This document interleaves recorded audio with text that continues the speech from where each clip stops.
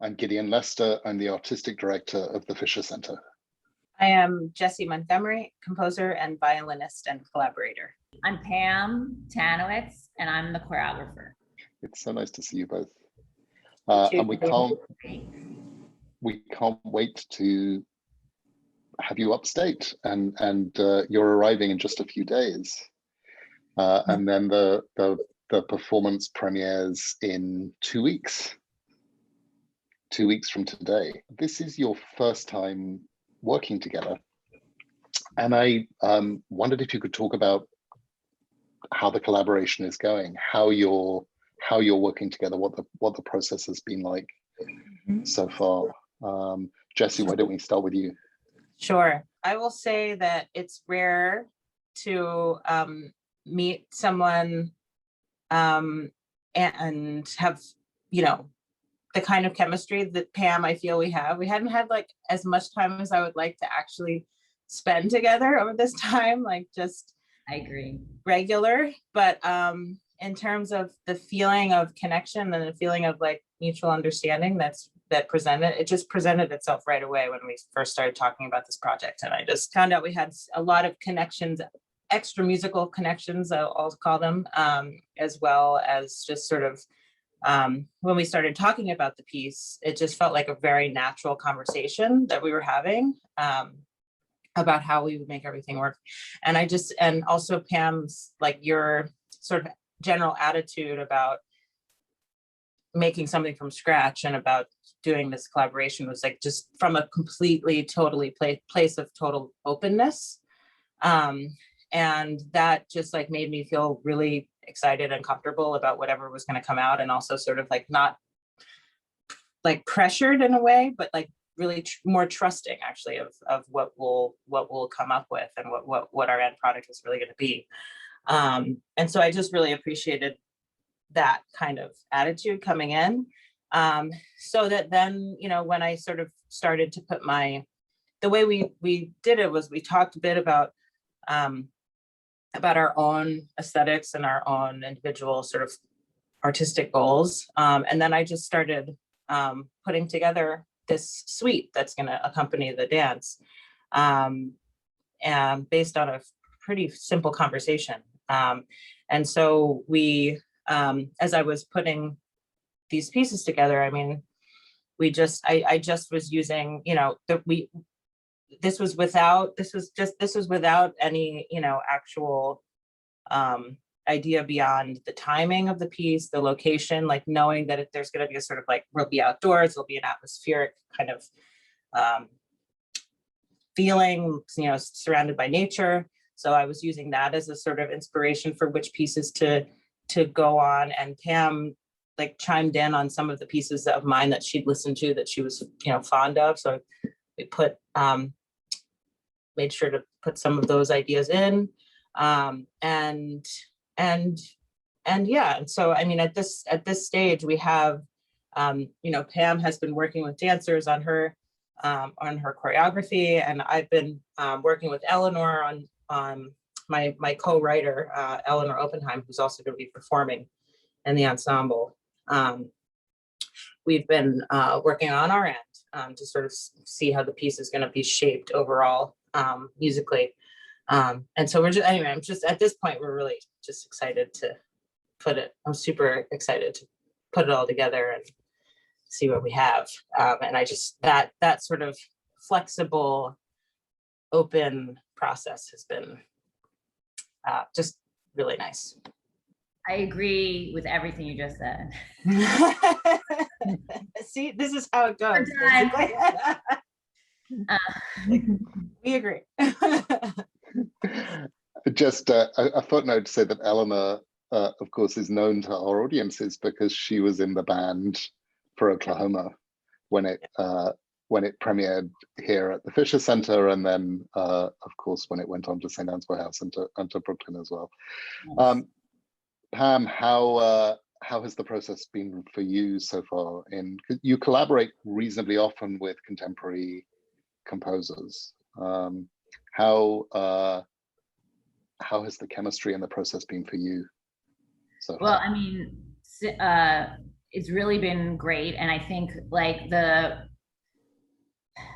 when I first was introduced to Jessie's music, I actually hadn't realized that I had heard it already in another ballet. The other one of your other dance, collaborations so I love I'm a sucker for string quartets. So that being said, when I heard her music and more of it, I fell in love with it. I love there's this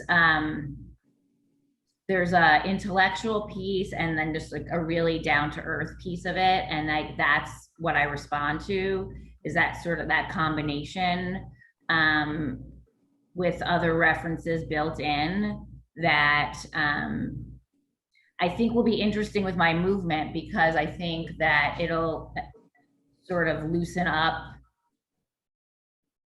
some of it, if that makes any sense. When I first met Jessie, we drove together to Bard, and I don't think there was anything awkward. We just started talking like about music, about mutual friends, and then just like our love lives, and it was just very easy. And that's also really important to me. I have to fall in love with the work and the person I'm working with, and that's how I feel about my dancers too. So that's because you're spending time with this person. So that part, I felt like we really connected, Jessie, on like a lot of levels. Yep. And our taste in music, like we definitely, like it was really great when we were talking about different composers and what we like, what we didn't like. And other collaborations where we had certain feelings and knew that we didn't want to do work that way. I think what's different about this project is, well, number one, I agree. I wish I could spend more time with her.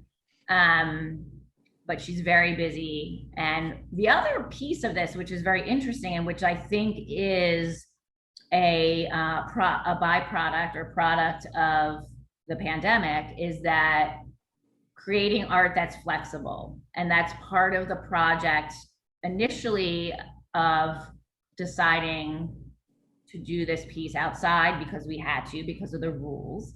But also, we're essentially making the work in real time when we get up there, which doesn't mean we're not preparing. I mean, the music is, I would say, 90% done. I mean, I have modules of dance that I've been working with my dancers. So it's not improvised in that way at all. A lot of work has been put into it.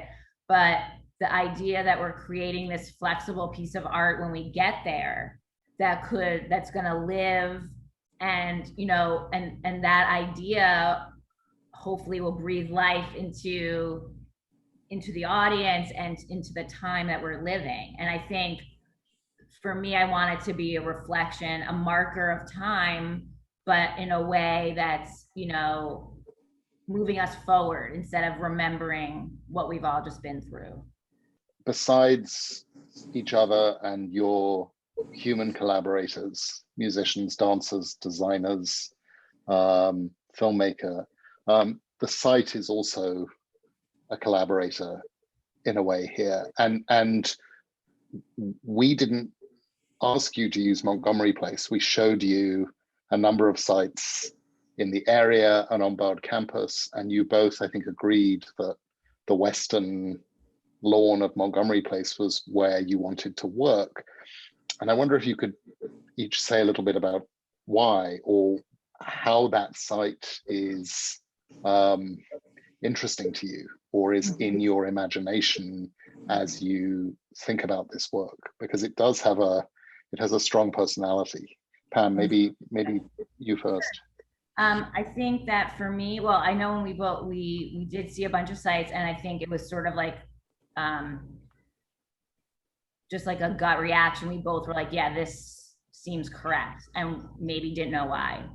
I think thinking about it further, I feel like it is an extension of some of the work that I did already. I did an outdoor piece 2 years ago at Rockefeller Park, I think it's called, and there's the Hudson River, and it's the same view. It's the same river. It's connecting to a piece I did 2 years ago. So that is of interest. The way that connects to a body of work. I'm treating it differently because it's like more wild and more expansive, and it's not a park. I'm trying to have, for me personally,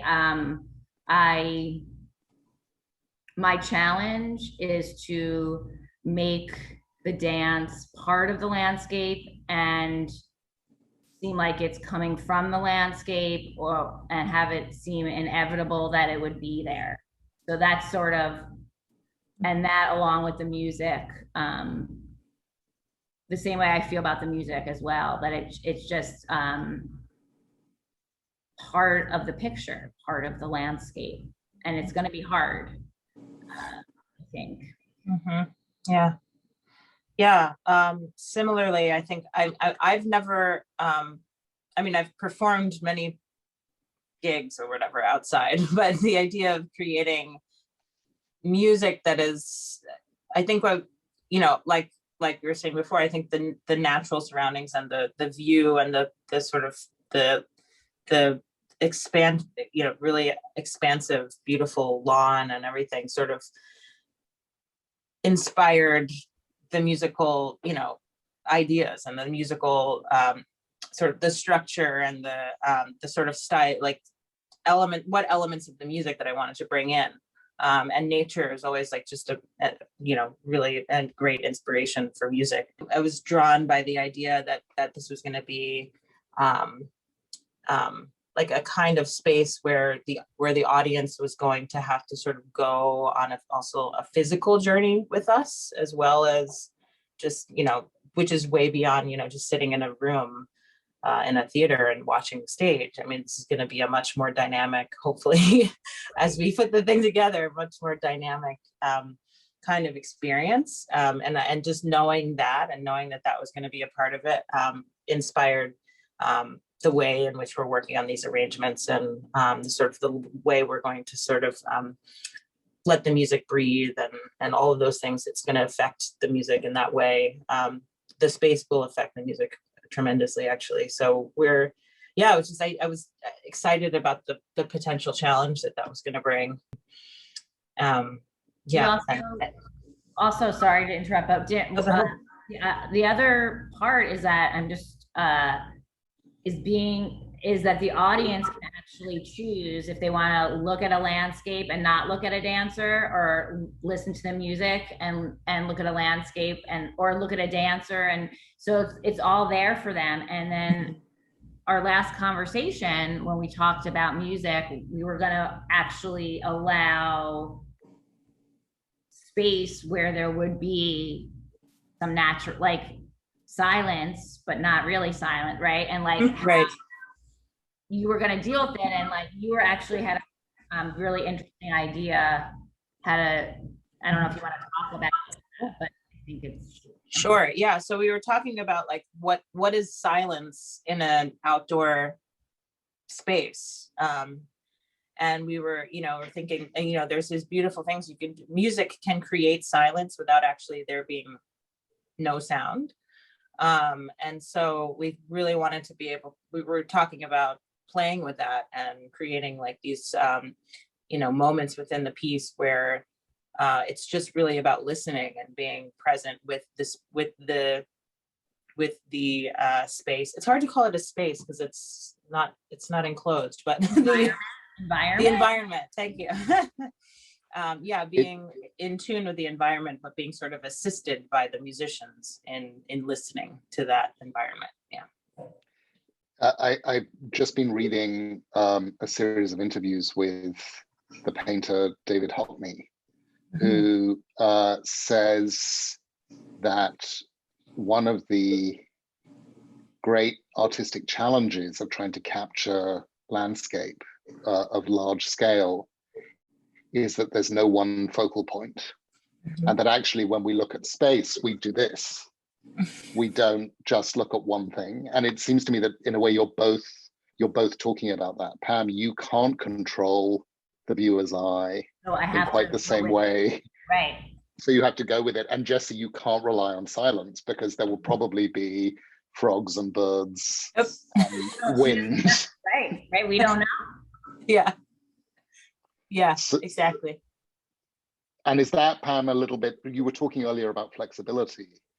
And I'd love you to talk a little bit more about what in this instance you mean by flexibility when you say, you know, that the dance is in some ways prepared, but in some ways you don't know really what is it that you don't know, and what is it that you're going to be finding out when you come up structure and week? how it unfolds. So like, I don't know what happens first yet. I mean, I'm gonna go to Bard and I know that I have you know, what are my you know, different sections are called different things. You know, we have our secret language in rehearsal. And so, you know, spliced opening section 1 might end up being section 3. You know, we because right now we're trying different things with different pieces of music. I do know that certain things go with certain things, but I also, like, in my head right now, but I don't want to make rules like that seem arbitrary until I get to the space. I do have an idea for the beginning, but we'll see when I get there, like in my head, but if in practice, it might not work either. So I guess that's what I mean by flexible, but also for the future. So say we wanted to do this piece again, but maybe inside, or so, you know, when we can or whatever, like maybe it changes, maybe the order changes, maybe I don't bring, maybe it's 4 dancers, maybe it's, you know, I think that even logistically and conceptually, that's the thing that I think the pandemic taught all of us, is you can't rely on something to be that day, you know, maybe, or in that location. So I think that's also inherent in the work, and also could be used to make new work in a way. And I'm making it, I mean, and literally I'm going to be making it on the spot, as far as, like you said, structure and order and where dancers go when. By the time the audience comes, we will know where everything goes. So that won't be improvised. And Jessie has an order of music, and actually the order that she created with space inside, it helps me create my order. So she's actually helping me, because one thing is ordered already, and I fill in like that. But we switched a couple things around. So I will also say Jessie's very generous. So as I was rehearsing, like, we made this order, and as I was rehearsing, I was like, well, maybe this should switch. And I remember an email where I said to you, can we switch these 2? And then I think it was Cypher and some, I can't remember the other one. And then I listened to them and I was like, no, she was right. That piece shouldn't follow that. Your original order was correct. But she was so generous. She was like, okay, let's try it. Like, it was never like, no, that's not how my music should go. It was like, try it. And then I tried it and she was right. So, but that's a great thing that we can have without any awkwardness or sort of like, and you dance, you know. And you know, you set up the conversation like that from the beginning, and it's also, like we said before, it's like a natural kind of belief system, I think, that we both hold, which is that, you know, the art isn't anything until you start putting it together, and as you're putting it together, you've got to put one block over here and one block over there, and then be open to putting the other blocks together, because how do you know if they don't fit if you don't try to put them together or not? You know, it's like you can't, there's only so much you can do in your head, and sometimes your instincts are right and sometimes they're open. It doesn't, but like, there's no right, I mean, your thing of, you know, there's no right answer. There's only like this answer for now, and then this one next, and then another possibility down the road that we haven't discovered yet. And so we're just like trying to figure that out together.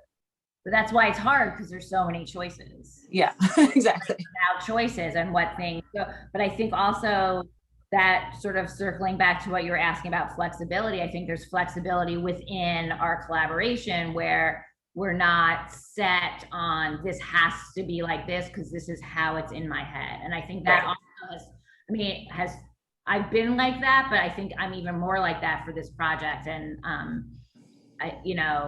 sort of letting go of certain set ideas you think are right, may not be. And I think that is part of the flexibility that permeates throughout the work. And part of that is about working in nature and really not knowing we don't know what the weather's going to be like. We don't know what the temperature is going to be like.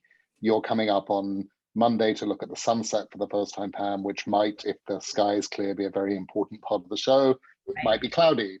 It might even be rain around. We don't know yet. But also, as you said, part of this idea of letting go of old ideas is perhaps also a product of this moment as we hope that we're easing out of the pandemic. And I wonder for each of you what it's like to be making work which is going to be bringing an audience together and collaborators together in July of 2021, having been through the past year and a half, and what your hopes are for this moment of bringing people back together. I'm excited. I'm super excited to just be in, I'm excited to be around my colleagues. I'm just excited. I'm excited to spend some time with them and work and work on chamber music. I haven't done that in such a long time. So, and to meet the dancers, Pam, and to sort of watch your work happen is just, I'm just really looking forward to that. And as far as, yes, and then having people come and make the trek, because it is a little bit more, it's always more of a trek from New York than I think. But to make the trek and to be there and to assemble, there's a lot of effort involved, in coming together. And I just am so appreciative of the people. I'm already appreciative of the people that are coming. I don't know you, but I'm excited you're going to be there. I'm very appreciative that you're making the effort, and also knowing that it's an outdoor concert, which has its potential, challenges, and is just, there's a spirit of giving, from everyone, from all sides, that I have a feeling it's just going to be heartwarming and exciting. And so I'm just so glad that we have the opportunity to do it, and to do it at BARD and with such great support. I feel confident that we're going to have something again that where everyone's bringing their generosity. That it can't go. The only thing that can go wrong is the weather, I think. So, yeah. How is it for you? Well, it just makes me cry, actually. I felt like I started crying when you were saying that. Yeah. It's so, when I watch the news, I don't watch the news as much as I used to, but when I see footage of what we've been through, I don't know if you guys, it's shocking to me that we got through this. When they're when you see old footage of just a year ago. So, my takeaway from this is just it's similar to Jessie's, and I would just say that I don't take anything for granted. I don't take one audience member for granted. Yeah. Jessie, I wonder if you could tell us a little bit about some of the music that you've chosen. Sure. And I know that some of it is yours and some of it is in collaboration with Eleanor, but what are we going to be hearing, and why why did you choose some of it? Sure. So like you mentioned, it's essentially a suite of pieces that includes some of my string quartet pieces and collaborative pieces I've done with Eleanor with our duo. And we found a way to sort of string them together in a, so that they're sort of in this sequential thing that seems to make formal, into a larger form. So we tied them together into this larger suite. And part of the reason why, we felt that a lot of the duo pieces would work really well, like I mentioned before, was because of we knew it was going to be outdoors. We knew it was going to have this natural element, and actually our album and many of the pieces on that album were inspired by nature. We wrote them in Pennsylvania, in the Poconos, at Eleanor's family home, in this beautiful structure that was like glass and wood, and we could see, like, be surrounded by nature while we were recording and creating these pieces together. And a lot of the pieces have like have suggestion of nature, so like woods, blue hour, and panorama. Those are sort of three of the pieces that are actually going to be in the suite. And so then we sort of use that as a jumping off place. And then my pieces are sort of some of my more sort of meditative and reflective kinds of pieces. And so in that, and also the string quartet, and I know, Pam, like you mentioned, you have a fondness for string quartets. And so I thought, we definitely have to have string quartet and then plus bass to sort of make it orchestral sounding, so that it's big enough for the environment that we're going to be in. So those are just some of the ideas. And we chose pieces that have natural, like we were talking about the flexibility of the piece. We chose pieces that would have a natural way of segueing between them, so that if we wanted to change any of those segues, we could.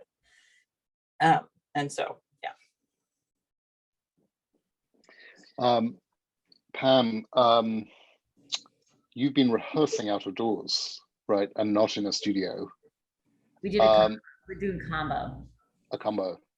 We learn stuff inside, and then we put on our sneakers and go out and experiment if those steps are going to work. And when you say if those steps are going to work, you mean in relation to grass and trees and depth of field? It's a whole different thing dancing in sneakers outside with an uneven, ground, than barefoot in a marley, sprung floor. So there's certain steps that we can't do, like that don't really read as exciting, that may on a regular stage. Turning doesn't work so much.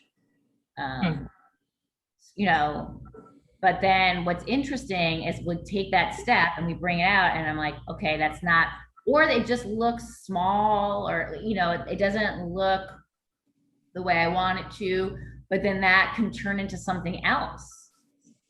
So then that step, okay, I'm like, okay, well then let's make it go up and down instead of around, or whatever, or let's add a bigger arm, or these are sort of simple ideas, but just that allowing it to morph into a different step or movements. And also what's going to be hard is composition too, because like what looks good inside, and then you get this huge, vast, again, sort of going back to the landscape,